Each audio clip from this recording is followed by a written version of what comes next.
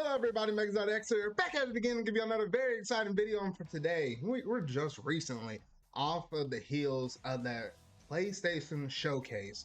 Something that happens usually maybe once every year or so, but it's been almost about a year and a half since the last PlayStation showcase. You know, the stakes were kind of high.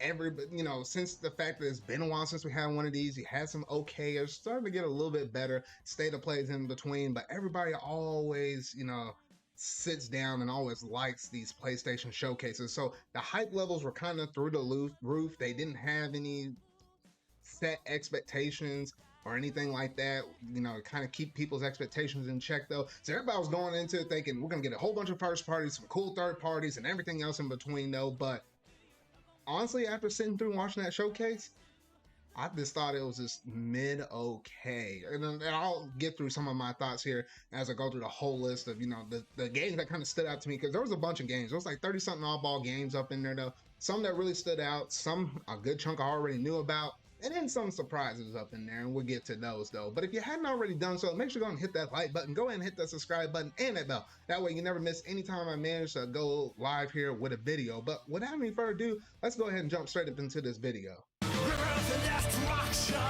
here on my command. Rivers and destruction, again and again. Rivers and destruction, here on my command. Rivers and destruction, again and again.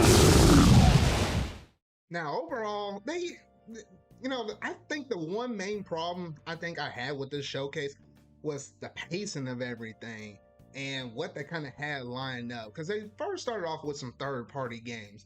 Because at first, they had a little bit of mix of everything. They had third parties, they had some indie games up in here and everything like that, though. It seemed like they were kind of building excitement. We knew what the big kicker was going to be at the very end of the show, though. But at least for me, the games that kind of stood out was there was one really cool one called Phantom Blade that's by S Game, and that one kind of looked kind of sick for a moment, because at first I was thinking, wait, that's not something that Sucker Punch is working on or something like that, like a Ghost of Tsushima 2 though. But it definitely gave me some strong vibes of it, like the fluidness of you being able to go around and do that sort of combat and things of that nature, and just running off a wall, sliding, hiding behind pillars. I mean, it was pretty sick, and the frames were all clicking, and I was like, this was some very fluid gameplay, if I had to say so myself. That was probably the one surprise thing up in there.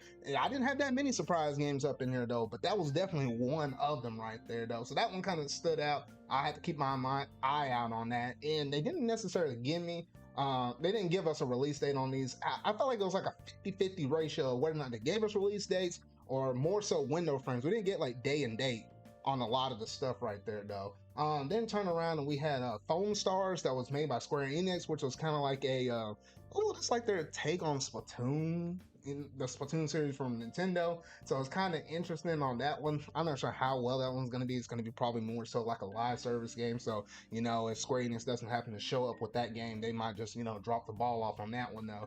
Next up, we had Final Fantasy 16, which I always had a feeling that they were going to give us another look at that game. We literally know that this game is coming out next month, so I kind of knew they were going to have like one last hoorah thing. I think people were kind of expecting maybe we would have gotten like a demo of some kind or anything like that. But I'm thinking if there were going to be a demo, maybe they're saving that for Summer Games Fest. Who knows at this point though? That's a game I know I'm going to get, probably not at launch, maybe a little bit later though. But I know a lot of people are excited about that game though. Now, this next game right here, this was a game that a lot of people were excited about when they revealed it. It was rumored.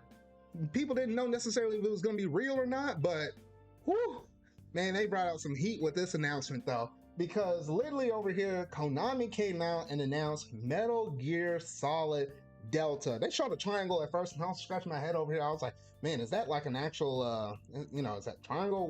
What were they going with the naming on this? Because I have a strong feeling they kind of refer to it as Delta, just to kind of make sure people were still going to come to this without them thinking, oh, this is actually Metal Gear Solid 3. And then they're like, well, maybe I should go and play the first two games or something like that. So they got creative on the name, and I kind of thought it was going to be like that. That did turn out to be the case.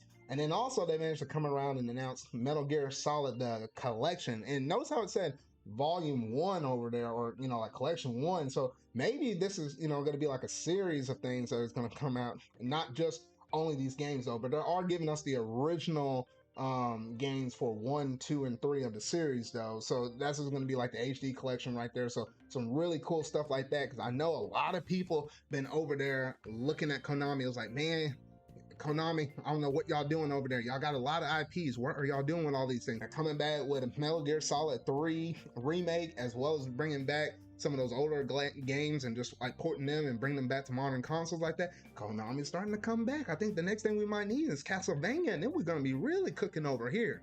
Next up, I noticed that we had Assassin's Creed Mirage, which I think, you know, those Assassin's Creeds, they kind of come out fairly often or whatnot, though. This one's kind of seen nice.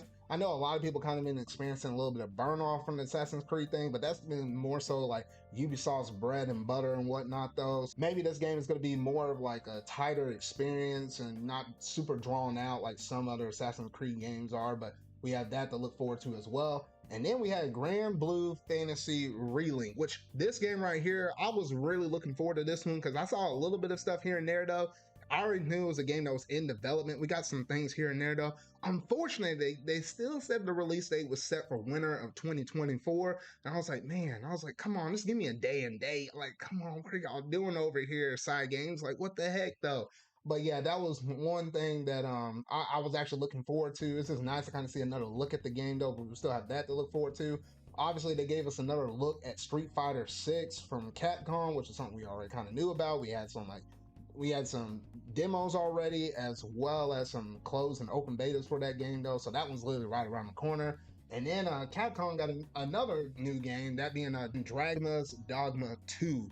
And that one looks pretty nice. I think it's been a while since we had like another Dragon's Dogma game for most people that kind of like that series though. So that's something really nice to kind of look at, because I was almost thinking, were they going to do like another Monster Hunter game, announce that or whatnot though, but nice to kind of, you know, spreading things out between most of their IPs and whatnot though. And that was mostly it from most of the third party stuff right there. So, I mean, at least that stood out to me personally, because outside of these games, I'm looking at this list over here and I'm like, 1, 2, 3, 4, 5.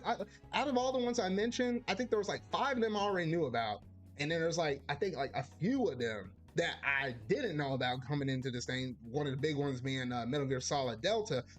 And everything else in here, I kind of already knew that kind of remotely interested me. There was a whole bunch of other games that I did not even list up in this mess, where I know that it might, you know, appeal to some people. What is it? We had that one game that was like Cat Quest or something like that. Odd stuff like that though. But I mean, like outside of that, I'm like, there wasn't a lot of crazy good stuff up in here.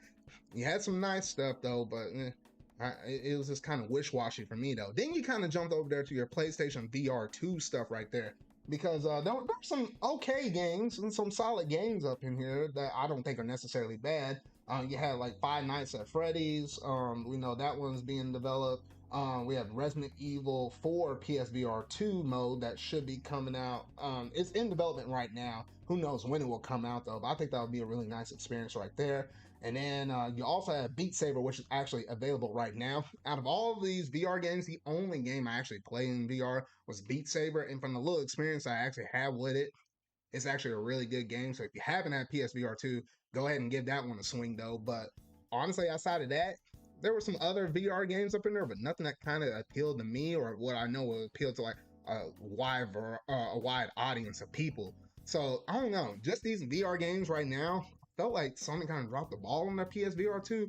I don't see a lot of people kind of talking it up, hyping it up in comparison to like what it was around launch day. It's all a good amount of systems, you know, in its launch, but it's not anything that kind of, you know, sustain the hype. And I don't think this PlayStation Showcase kind of, you know, increased or brought big awareness to it though, unfortunately, for y'all PlayStation VR fans out there though. Now, we got to talk about the hardware, because at first I was kind of wondering whether or not they're going to actually showcase off any hardware up in this presentation though, but they actually came out here with something with like the Project Q.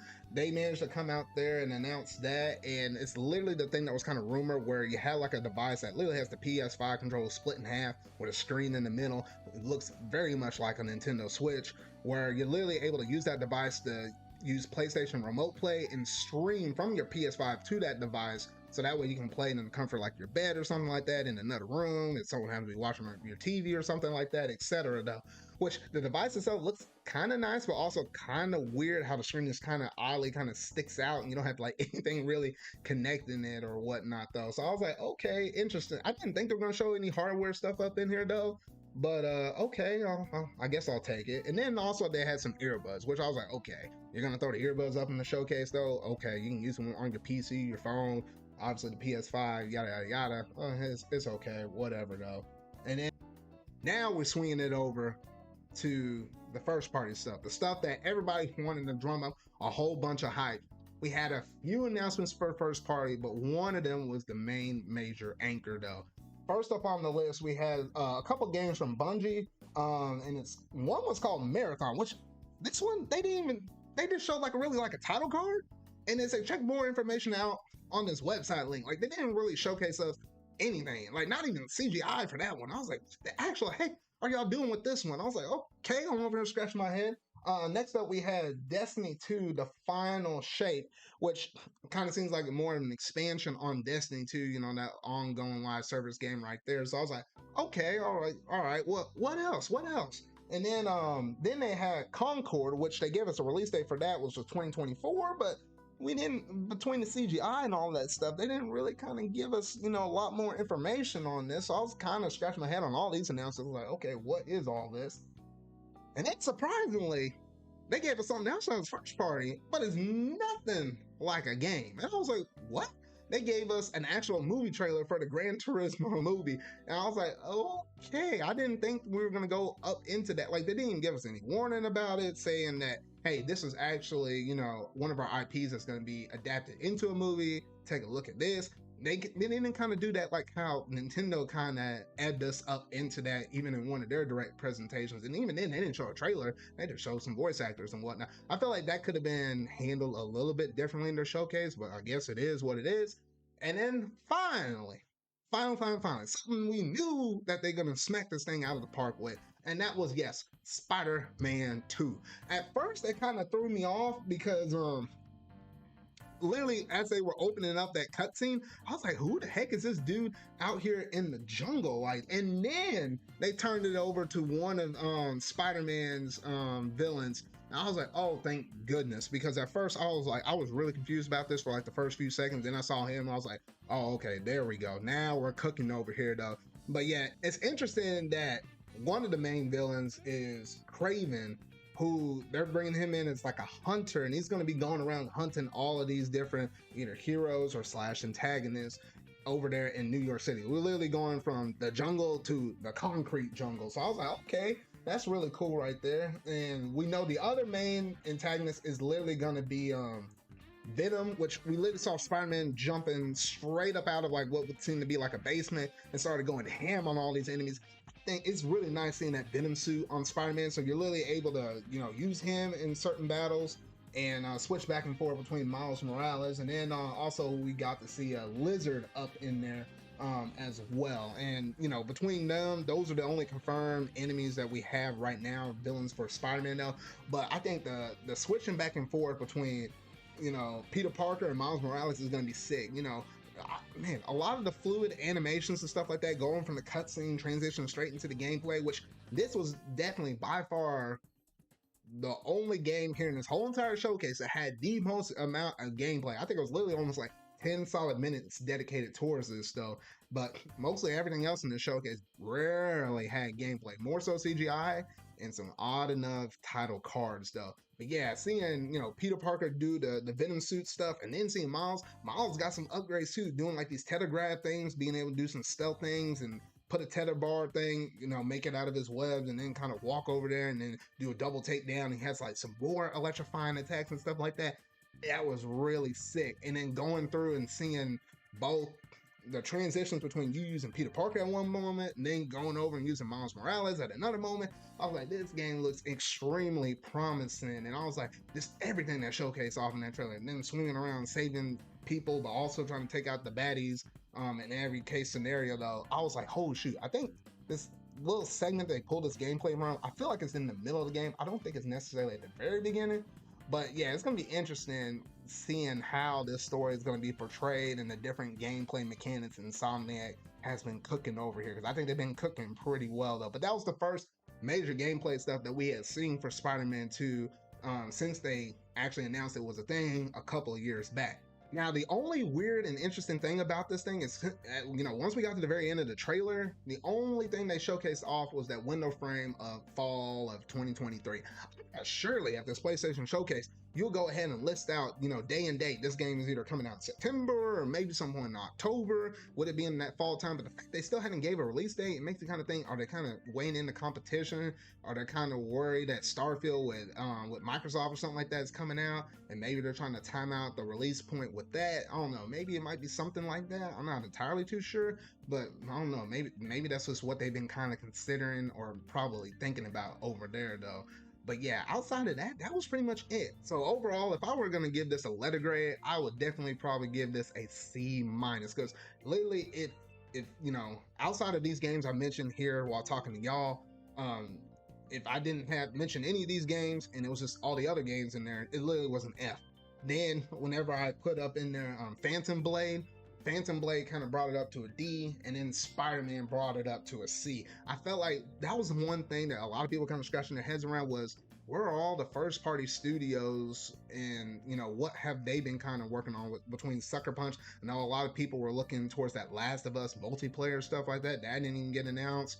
I think Blue Point, they've been working on some stuff, but we didn't see anything from them, etc. And it's just like really. And we just got a report that Sony kind of wants to release, at least at a bare minimum, 2 games per year, if not maybe a tad bit more. And I'm thinking, I felt like between most people, since it's been so long since the last PlayStation Showcase, this kind of raised a little bit of concerns for people like, wait, where are we actually going within this generation for the PlayStation or whatnot, though?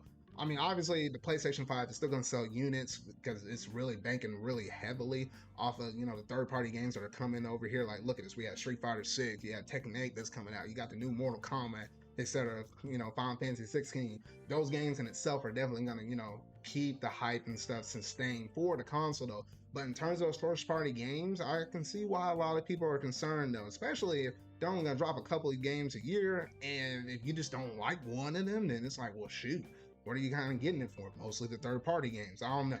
But at least for me, I still got Spider-Man to look forward to. I'm thinking it's probably going to come out in September, late September, probably more likely maybe now, October or November. But yeah, so I think that's pretty much it in terms of everything that was revealed in the PlayStation Showcase.